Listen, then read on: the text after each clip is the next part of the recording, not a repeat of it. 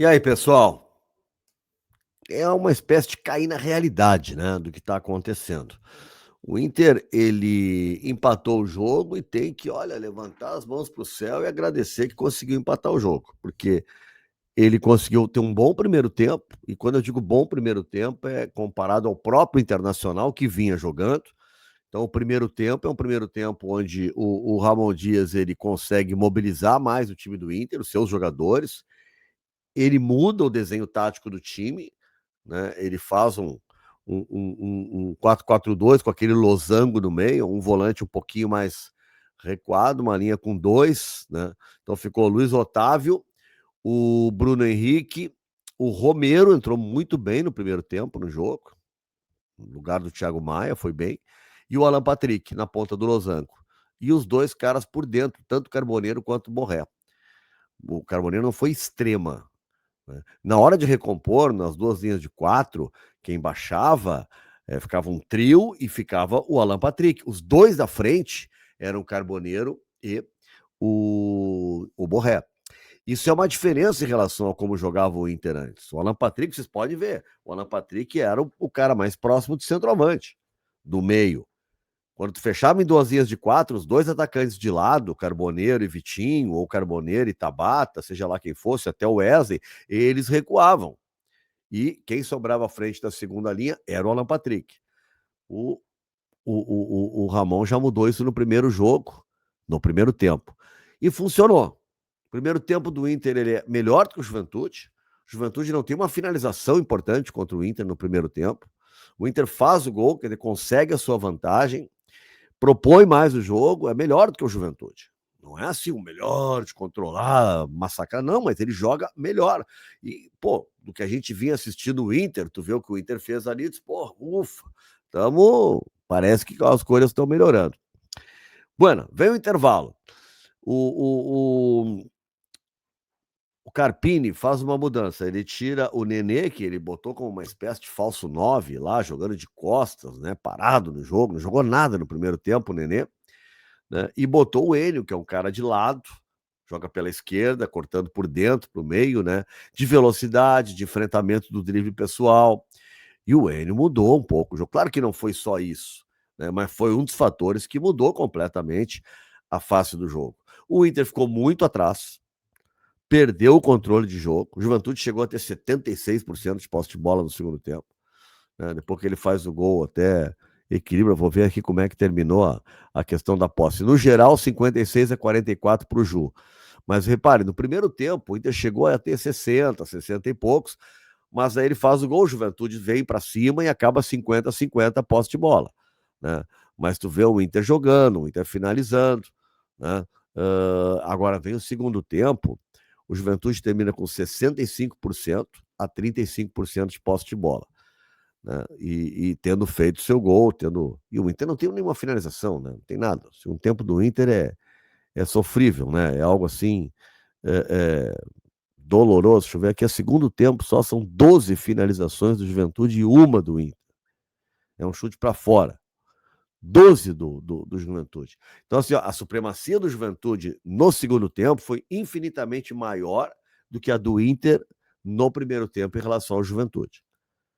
Então, por isso que eu digo, olha, tem que levantar as mãos para o céu e agradecer o empate, porque jogou pouco o Internacional. Jogou um tempo. E aí, vamos lá, tá? Falei da questão tática,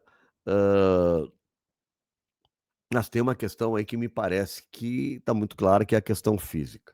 O Inter cai no segundo tempo. Ele perde rendimento, perde força o time. Porque o primeiro tempo tu viu um time compactado, um time marcando, né?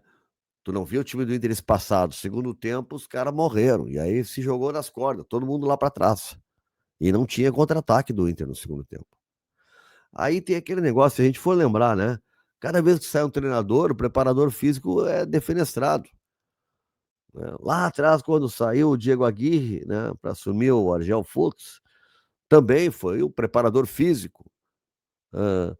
Recentemente, quando saiu o Mano Menezes, o Inter culpou todo mundo até demitir o Mano. Trocou o preparador físico, trocou o gerente de futebol, preparador de goleiro, sei lá o quê, roupeiro, motorista, tesoureiro. até trocar o treinador, mas caiu na conta do preparador físico.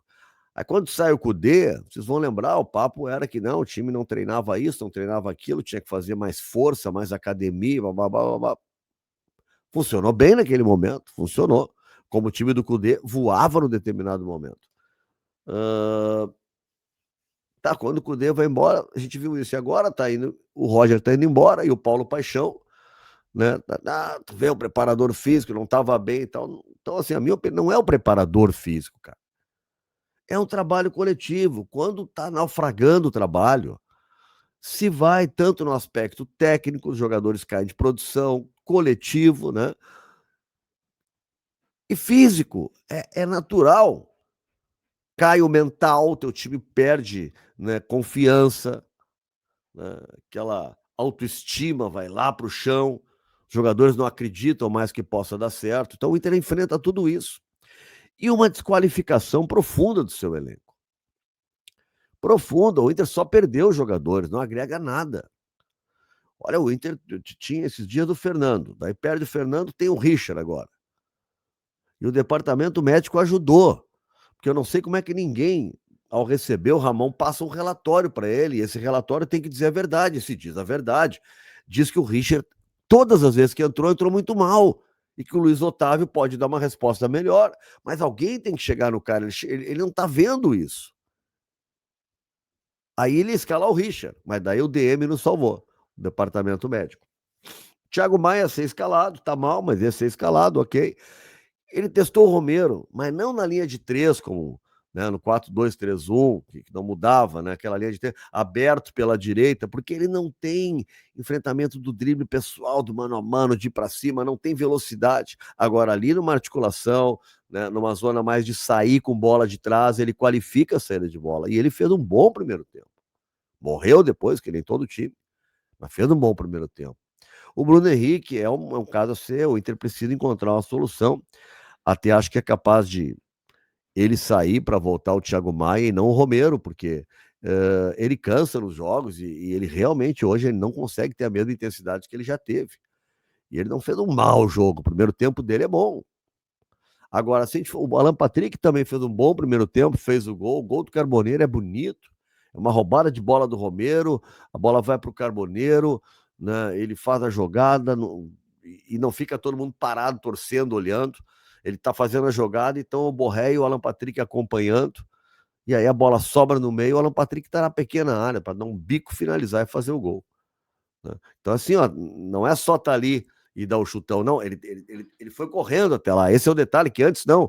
Um cara escapava lá no canto, ficava o jogador todo assim olhando, ó, vamos lá, vai lá, meu, vai lá, torcendo para dar certo. Não, vai junto, irmão, vai ajudar, vai atrás da bola, né? E eles fizeram isso e o Inter fez o gol. Aí no segundo tempo já falou tudo que aconteceu. O Ramon fez uma troca, voltou. Quando ele viu que o time não estava tendo fôlego, sei lá o que era, não conseguia mais competir, o Juventude estava chegando, o Juventude acaba fazendo um gol, é anulado, depois acaba fazendo gol. Aí, bom, o que ele faz? Eu vou proteger mais o meio, né? Ele faz a troca de tirar o Alan Patrick, que eu acho que é um equívoco. Tá? Eu sei que tem muita contestação em torno dele. O Alan Patrick é o cara que faz gols, é o cara da assistência. Então, assim, ó, ruim com ele, muito pior sem ele. Eu não tiraria o Alan Patrick, né? Talvez o Ramon perceba isso mais adiante, mas ele tirou. Mas foi um acerto dele, por exemplo, colocar o Ronaldo ao lado do Luiz Otávio. Não entrou mal o Ronaldo no jogo, não entrou, não. Não foi um erro dele colocar ali o Ronaldo, porque deu mais proteção, deu mais solidez defensiva, né? Agora o Vitinho entrou pelo lado esquerdo aberto, porque daí ao entrar o Ronaldo, que talvez o Ramon tenha pensado, olha, o time está cansado, eu vou botar o sistema que eles jogavam, 4-2-3-1. E aí ele fez os dois volantes, né? O Ronaldo com o Luiz Otávio, abriu o Tabata na direita, foi o Tabata, aí o Tabata na direita, com o Vitinho do lado esquerdo. Tirou o Alan Patrick, né? Daí ficou o Borré e entrou o Ricardo Matias também. Quer dizer, ficou não, primeiro o Carboneiro ficou na função do Alan Patrick e o Borré na frente. Aí depois, quando sai o Carboneiro, ele inverte, fica o Borré naquela função, né? Eu tava vendo aqui as trocas aqui, até para não ter ruim aqui, ver direitinho as trocas. Ó, vamos lá. No Inter, saiu o Tabata, entrou o Bruno Henrique, Perfeito, é a hora que ele toca pro 4-2-3-1. Sai o Romero e entra o Ronaldo. Sai o Vitinho, perdão, sai o Alan Patrick e entra o Vitinho. E sai o Carboneiro e entra o Ricardo Matias. Agora, gente, olha o banco que tem o Inter, né? Assim, ó, é um choque de realidade o jogo de hoje, né? Nós temos um time fraco e um grupo fraco. O Inter se reforçou com o Richard, né, com o Diego Rosa, com o Cleiton Sampaio. Não tem nada. O Inter contratou o Carboneiro, que é um jogador muito bom. O Alan Rodrigues tem que mostrar ainda, agora tá lesionado, vai ficar um tempo fora. No mais, não tem acréscimo nenhum. Nenhum acréscimo. É assim, do meio para frente, hoje uma pobreza. Se o Inter perde o Carboneiro por lesão, perde o Alan Patrick, tu não sabe o que fazer, cara. Tu não tem elenco. Não tem nada no elenco. Então, o campeonato hoje do Inter é se afastar da zona de rebaixamento. Esse é o campeonato de momento do Internacional. Tá? Terminou, o Atlético ganhou do Mirassol. Então, também o Atlético Mineiro passa o Inter nesse momento. Tá? O Internacional agora ele está com 28 na 15ª colocação. Tem o Santos e depois já o Juventude na zona de rebaixamento. É assim que está a classificação. O Santos joga amanhã contra o Bragantino, em Bragança Paulista. O Cícero de Souza Marques. Se o Santos ganhar, gente, ele também passa o Inter. E aí fica o Inter sendo o primeiro fora da zona de rebaixamento. Então, esse é o tamanho da gravidade. Não ficou um legado no Internacional dessa vez do Roger, porque a diretoria demorou muito. Então, deixou implodir até não ficar nada mais. Nada pela demora da diretoria.